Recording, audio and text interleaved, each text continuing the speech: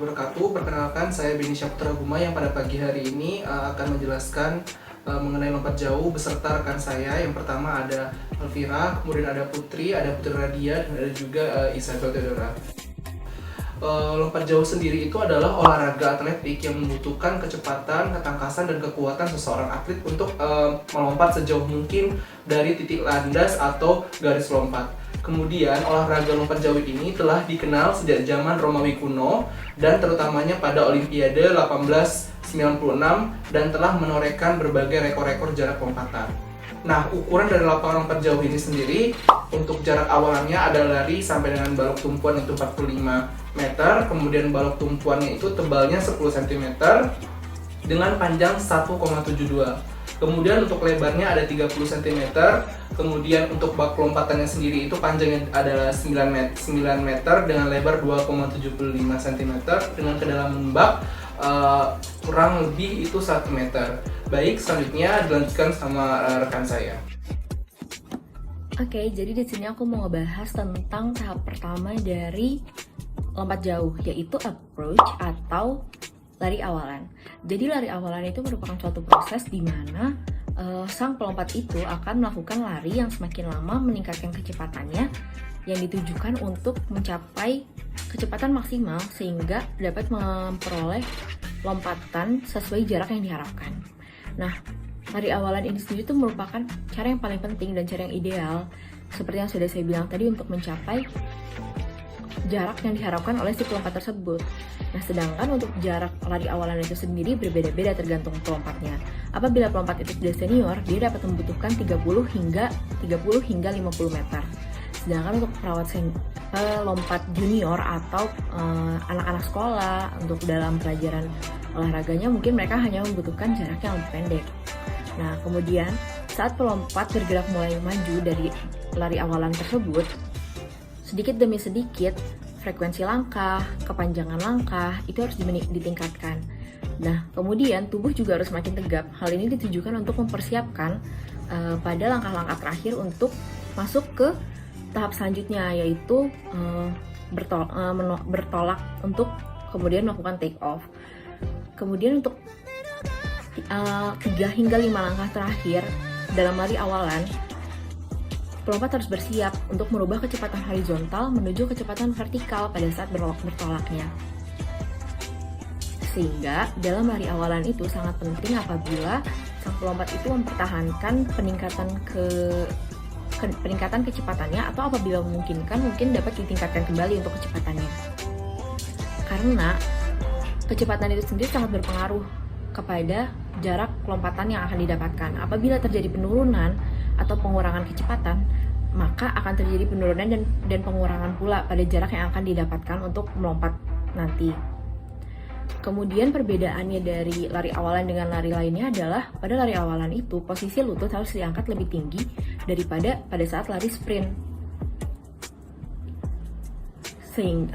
Sehingga ada yang menjamin untuk tubuh pelompatnya ada dalam posisi yang tegak dan baik. Kemudian dalam 3 langkah terakhir pada lari awalan, panjang langkah dan irama harus diatur, yaitu pendek, panjang, dan pendek. Apabila semakin panjang langkah pada tahap kedua yang tadi di saat harus memanjang, maka akan terjadi penurunan titik pusat massa tubuh dan sedikit memberikan impuls vertikal sehingga tubuh tidak akan terkejut apabila ia harus berhenti dan kemudian memindahkan kecepatan horizontalnya menjadi kecepatan vertikal. Kemudian, seperti yang sudah dibilang tadi, tujuan dari tahap awalan ini merupakan untuk mencapai kecepatan maksimum yang terkontrol. Selanjutnya yaitu tahap bertumbuh yang akan dijelaskan oleh teman saya. Baik, untuk gerakan selanjutnya merupakan gerakan take off, tumpuan atau tolakan, yaitu gerakan menolak sekuat-kuatnya pada papan tolakan menggunakan kaki terkuat ke arah atas. Prosesnya yaitu pertama kali tumpuan ada di tumit kaki, kemudian selanjutnya di seluruh kaki. Saat bertumpu, badan akan condong ke depan untuk keseimbangan. Lalu, pandangan tetap ke arah depan dan juga tangan akan berada di samping atas badan. Di sini saya akan menjelaskan tentang teknik melayang. Teknik melayang sendiri memiliki 3 gaya.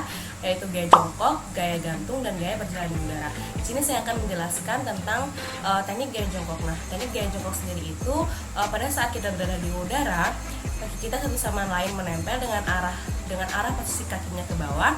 Lalu saat kita akan mendarat, kaki kita ditekuk dengan posisi tangan sebagai tumpuan dan badan condong ke depan. Di sini saya akan menjelaskan teknik melayang dengan gaya gantung. Pada saat kita berada di udara, posisi tangan kita berada di atas seperti kita menggantung sesuatu. Dan pada saat kita mendarat, posisi kaki kita ditekuk dan tangan sebagai tumpuan, badan condong ke depan.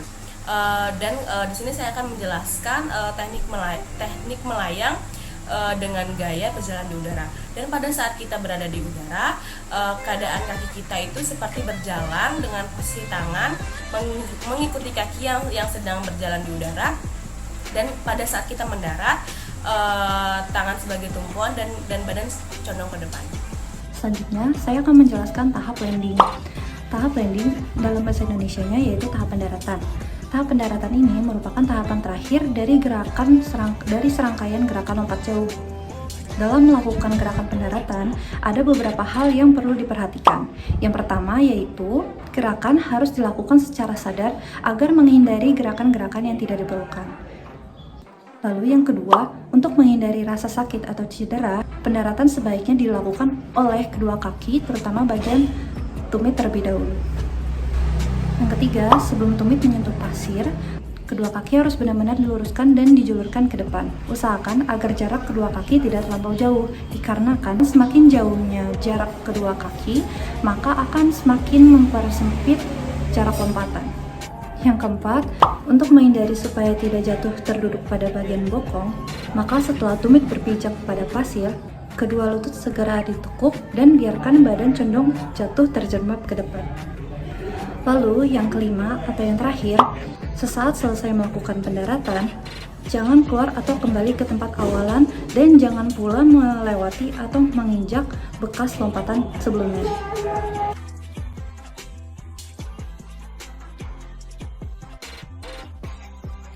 Peraturan yang pertama yaitu saat akan melompat harus dipastikan untuk tidak melewati batas depan dari garis pelanggaran. Jika ada satu bagian kaki yang menyentuh garis pelanggaran atau foul line, maka akan dianggap sebagai pelanggaran dan jaraknya tidak akan dicatat. Peraturan yang kedua yaitu atlet memiliki 3 kesempatan untuk mencoba lompatan terjauhnya.